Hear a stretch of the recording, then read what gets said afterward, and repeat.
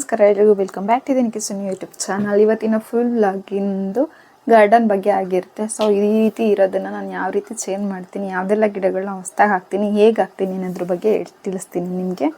ಹೊಸ ಪಾಟು ಗೊಬ್ಬರ ಸಮೇತ, ಅಂದರೆ ಮಣ್ಣು ಮಿಕ್ಸ್ ಆಗಿರೋ ಗೊಬ್ಬರ ಸಮೇತ ನಾವು ತಗೊಬಂದಿರೋದು. ಸೊ ಇವೆರಡನ್ನ ಗಿಡಗಳನ್ನ ಇವತ್ತು ನಾನು ಹಾಕಬೇಕು ಅಂದ್ಕೊಂಡಿದ್ದೀನಿ. ರೋಸ್ಮೇರಿ ಕೂಡ ಹಾಕೋಣ ಅಂತ ಟ್ರೈ ಮಾಡ್ಕೊಂಡಿದ್ದೀನಿ. ಕೆಲವೊಂದು ಐಟಮ್ಸ್ನ ನಾನು ಮೀಶೋಯಿಂದ ತರಿಸ್ಕೊಂಡಿದ್ದೆ.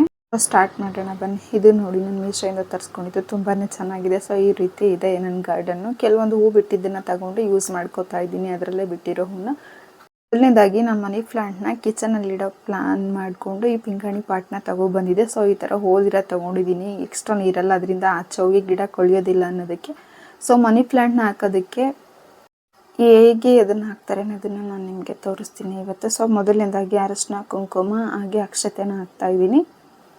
ಇದನ್ನೆಲ್ಲ ಹಾಕಿದ್ದಾದಮೇಲೆ ಒಂದು ಕಾಯಿನ ಮತ್ತು ಫ್ಲವರ್ ರೆಡ್ ಯಾವುದಾದ್ರೂ ತೊಗೋಬೋದು ನೀವು. ಸದ್ಯಕ್ಕೆ ನನ್ನ ಹತ್ರ ಏನಿತ್ತು ನಾನು ಅದನ್ನು ಯೂಸ್ ಮಾಡ್ಕೊಂಡು ಹಾಕಿದ್ದೀನಿ ಅಷ್ಟೇ.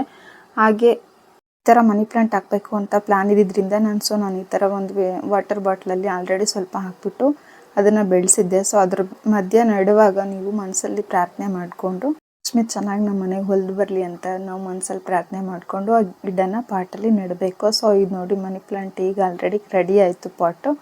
ಮಣ್ಣಿನ ಬಿಂದಿಗೆ ಚೂರುಗಳನ್ನ ನಾನು ಅದನ್ನು ಸ್ಟೋರ್ ಮಾಡಿ ಇಟ್ಕೊಂಡಿದ್ದೀನಿ. ನಮ್ಮ ಮನೇಲಿ ಒಂದು ಒಡೆದು ಹೋಗಿತ್ತು. ಸೊ ಅದು ನಾವು ಗಿಡಗಳನ್ನ ಹಾಕುವಾಗ ಯೂಸ್ ಆಗುತ್ತೆ.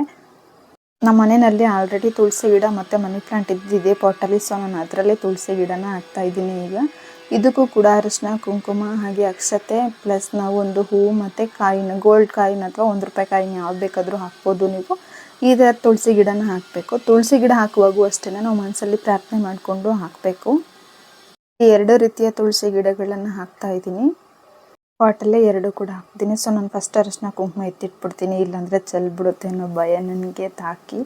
ಸೊ ಅದನ್ನು ಎತ್ತಿಟ್ಬಿಟ್ಟು ಈಗ ನಾನು ಬೇರೆ ಪ್ಲಾಂಟಿಂಗ್ನ ಸ್ಟಾರ್ಟ್ ಮಾಡ್ತಾ ಇದ್ದೀನಿ. ನಾನು ಇದರಲ್ಲಿ ಮುಂಚೆ ದಾಸವಾಳದ ಗಿಡ ಹಾಕಿದ್ದೆ, ಅದನ್ನು ತೆಗೆದುಬಿಟ್ಟು ಇದರಲ್ಲಿ ನಾನು ಬೇರೆ ಗಿಡ ಹಾಕ್ತೀನಿ. ಹಾಗೆ ದಾಸವಾಳದ ಗಿಡ ಕೂಡ ನಾನು ಬೇರೆ ಪಾಟಿಗೆ ಶಿಫ್ಟ್ ಮಾಡ್ತಾ ಇದ್ದೀನಿ. ಸೊ ಇದಕ್ಕೂ ಅಷ್ಟೇ ನಾನು ಗೊಬ್ಬರ ಮಿಕ್ಸ್ ಮಾಡ್ತಾ ಇದ್ದೀನಿ. ನಾನು ನರ್ಸರಿಯಿಂದನೇ ತೊಗೊಬಂದಿದ್ದು. ಅವ್ರನ್ನ ಕೇಳಿಬಿಟ್ಟು ಯಾವ ಥರ ಗಿಡಗಳು ಚೆನ್ನಾಗಿ ಬೆಳೆಯುತ್ತೆ ಅಂತ ಕೇಳಿ ಗೊಬ್ಬರನ ತಂದುಬಿಟ್ಟಿದ್ದೀನಿ. ಒಟ್ಟಲ್ಲಿ ಈಗ ನಾನು ವೀಳ್ಯದೆಲೆ ಬಳ್ಳಿನ ಹಾಕ್ತಾಯಿದ್ದೀನಿ. ಸೊ ಇದು ನನಗೆ ಪೂಜೆಗೂ ಯೂಸ್ ಆಗುತ್ತೆ, ಕಳ್ಸದ ಎಲೆಗೂ, ಹಾಗೆ ಯಾರಾದರೂ ಮನೆಗೆ ಬಂದು ಹೋಗೋ ಟೈಮಲ್ಲಿ ಅರಶಿನ ಕುಂಕುಮ ಇಲ್ಲಿ ಅಡಿಕೆ ಕೊಡೋಕ್ಕೆ ಯೂಸ್ ಆಗುತ್ತೆ ಅಂತ ಹೇಳ್ಬಿಟ್ಟು ಈ ಪಾಟಲ್ಲಿ ಹಾಕ್ತಾಯಿದ್ದೀನಿ. ಯಾವುದೇ ಗಿಡಗಳನ್ನ ಹಾಕುವಾಗ ನಾವು ಅದರದ್ದು ಪಾಟ್ ಸಮೇತನೇ ಅದರಿಂದ ತೆಗೆದು ಹಾಕಬಾರ್ದು. ಸೊ ಮಣ್ಣೆಲ್ಲ ಆ ಥರ ಲೂಸ್ ಮಾಡಿ ಗಿಡ ಯಾವ ರೀತಿ ಇದೆ ಅಂದರೆ ಬೇರು ಮತ್ತು ಏನಾದರೂ ಬುಡದಲ್ಲಿ ಕೊಳ್ತಿದೆಯಾ ಅಂತ ನೋಡಿಬಿಟ್ಟು ನಾವು ಹಾಕಬೇಕು. ಸೊ ಆವಾಗಲೇ ಗಿಡ ಚೆನ್ನಾಗಿ ಬೆಳೆಯೋದು. ಆಲ್ರೆಡಿ ನಾನು ವೀಳ್ಯದೆಲೆ ಗಿಡನ ಹಾಕಿ ಸೈಡಿಗೆ ಇಟ್ಟು ಈಗ ನೆಕ್ಸ್ಟ್ ಪಾಟಲ್ಲಿ ನಾನು ರೋಸ್ ಗಿಡ ಹಾಕ್ತಾಯಿದ್ದೀನಿ. ಸೊ ಸೇಮ್ ಅದಕ್ಕೂ ಗೊಬ್ಬರ ಮಿಕ್ಸ್ ಮಾಡಿ ಹಾಕಿ ಸೈಡಲ್ಲಿ ಇಟ್ಟಿದ್ದೀನಿ. ಹಾಗೆ ಇದು ಬ್ರಹ್ಮಕಮಲ ಕಟ್ಟಾಗಿತ್ತು. ಆ್ಯಕ್ಚುಲಿ ನಾನು ಅದನ್ನು ಸುಮ್ಮನೆ ಹಾಗೆ ನೆಟ್ಟಿದ್ದೆ, ಅದು ಕೂಡ ಬೆಳೆದಿದೆ. ಸೊ ನಾನು ಅದನ್ನು ಬೇರೆ ಚಿಕ್ಕದೊಂದು ಪಾಟಿಗೆ ಶಿಫ್ಟ್ ಮಾಡ್ತಾಯಿದ್ದೀನಿ. ಅದನ್ನು ಕೂಡ ಹಾಕಿ ಮುಗಿಸಿ ಸೈಡಲ್ಲಿ ಎತ್ತಿಟ್ಟಿದ್ದೀನಿ. ಈಗ ನಾನು ಅಲೋವೆರಾ ಗಿಡ ತೊಗೊಂಡಿದ್ದೀನಿ. ಇದನ್ನಂತೂ ರೀಪ್ಲಾಂಟಿಂಗ್ ಮಾಡೋಕ್ಕಾಗೋದಿಲ್ಲ, ಕೈಯೆಲ್ಲ ಚುಚ್ಚುತ್ತೆ ಮುಳ್ಳಿರೋದ್ರಿಂದ.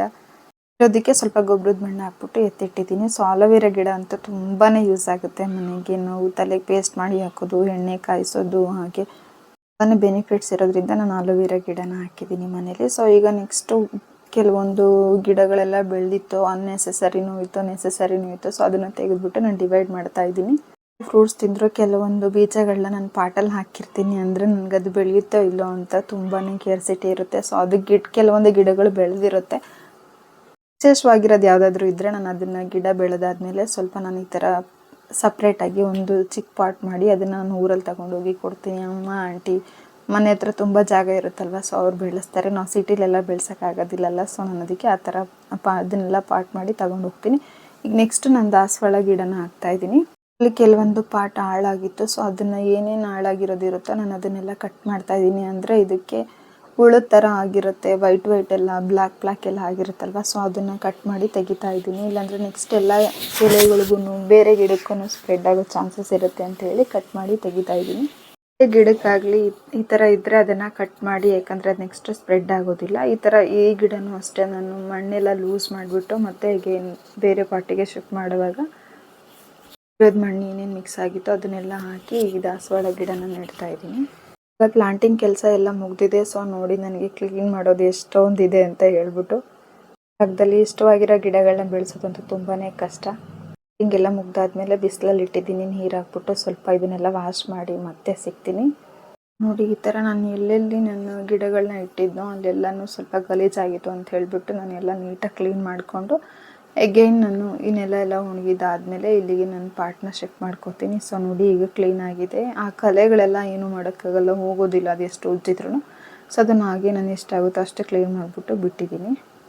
ಈ ಥರ ಪಾಟ್ ಸ್ಟ್ಯಾಂಡ್ ಕೂಡ ನಾನು ಮೀಶೋದಲ್ಲೇ ತರಿಸ್ಕೊಂಡಿದ್ದು. ತುಂಬಾ ಚೆನ್ನಾಗಿದೆ, ಕ್ವಾಲಿಟಿನೂ ಚೆನ್ನಾಗಿದೆ. ಇದು ದೊಡ್ಡ ಪಾಟ್ ಇಟ್ಟರು ಕೂಡ ಒಂಚೂರು ಬೆಂಡ್ ಆಗ್ತಾ ಇಲ್ಲ. ಸೊ ತುಂಬಾ ಚೆನ್ನಾಗಿದೆ. ನಾನು ತರಿಸ್ಕೊಂಡಿದ್ದು ಸಾರ್ಥಕ ಆಯಿತು ಅಂದ್ಕೊಂಡೆ. ನಾನು ತರಿಸಿದಾಗ ಸ್ವಲ್ಪ ನನಗೆ ಟೆನ್ಷನ್ ಇತ್ತು, ಇದು ಚೆನ್ನಾಗಿ ದೊಡ್ಡ ದೊಡ್ಡ ಪಾಟ್ ಎಲ್ಲ ಕೂರುತ್ತೋ ಇಲ್ವೋ ಅಂತ, ಏನಾದರೂ ಅಂಕುಡೊಂಕಾಗುತ್ತೋ ಅನ್ನೋಂಥ ಭಯ ಇತ್ತು. ಸೊ ಇವಾಗೇನು ಆ ಥರ ಟೆನ್ಷನ್ ಆಗಿಲ್ಲ ನನಗೆ.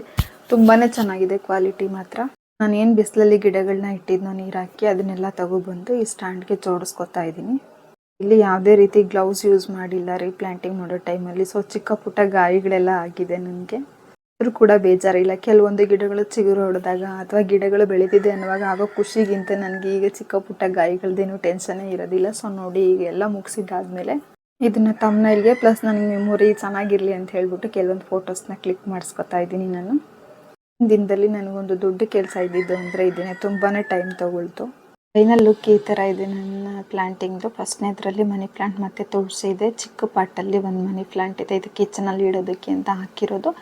ಹಾಗೆ ನೆಕ್ಸ್ಟ್ ಇಲ್ಲಿ ವಿಳ್ಯದೆಲೆ ಬಳ್ಳಿ ಇದೆ. ನೆಕ್ಸ್ಟ್ ಬ್ರಹ್ಮಕಮಲ, ಇದು ಸೌತ್ ಅಮೇರಿಕನ್ ಬ್ರಹ್ಮಕಮಲ ಅಂತ ಹೇಳ್ತಾರೆ. ಎತ್ತರವಾಗಿರೋ ಪ್ರದೇಶದಲ್ಲಿ ಮಾತ್ರ ಬ್ರಹ್ಮಕಮಲ ಇರೋದು ಅಂತ ಹೇಳಿ ವಿಡಿಯೋ ನೋಡಿದೆ ನಾನು ಒಂದು ರೀಲ್ಸಲ್ಲಿ. ನೆಕ್ಸ್ಟ್ ನೋಡಿ ಇಲ್ಲಿ ರೋಸ್ ಗಿಡ ಇದೆ, ಅದ್ರ ಪಕ್ಕದಲ್ಲೇ ದಾಸವಾಳದ ಗಿಡ ಹಾಕಿದ್ದೀನಿ.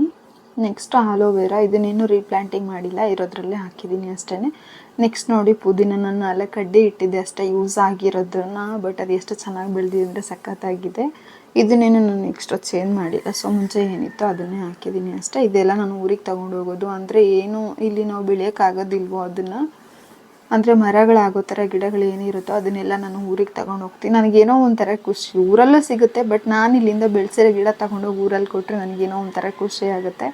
ಕಟ್ಟಾಗಿರೋ ಎಲೆಯಿಂದ ಇದು ತುಂಬಾ ಚಿಗುರಿದೆ ಇದರಲ್ಲಿ ಕೆಳಗಡೆ ಎಲ್ಲ ಸೈಡಲ್ಲಿ. ಸೊ ಅದಕ್ಕೂ ಕೂಡ ನಾನು ಊರಿಗೆ ತಗೊಂಡೋಗೋ ಪ್ಲಾನಲ್ಲಿ ಇಟ್ಟಿದ್ದೀನಿ. ಕೆಲಸ ಮುಗಿದ್ಮೇಲೆ ಈ ಥರ ಐಟಮ್ಸ್ನೆಲ್ಲ ವಾಶ್ ಮಾಡಿ ಎತ್ತಿಟ್ರೆ ರಿಯೂಸ್ ಚೆನ್ನಾಗಿರುತ್ತೆ. ಸೊ ಇನ್ನು ಯಾರೆಲ್ಲ ನನ್ನ ಚಾನಲ್ಗೆ ಸಬ್ಸ್ಕ್ರೈಬ್ ಮಾಡಿಲ್ಲ ಪ್ಲೀಸ್ ಸಬ್ಸ್ಕ್ರೈಬ್ ಮಾಡಿ, ಲೈಕ್ ಮಾಡಿ, ಶೇರ್ ಮಾಡಿ, ಕಮೆಂಟ್ ಮಾಡಿ. ಮತ್ತೆ ಸಿಗೋಣ. ಟೇಕ್ ಕೇರ್, ಬಾಯ್.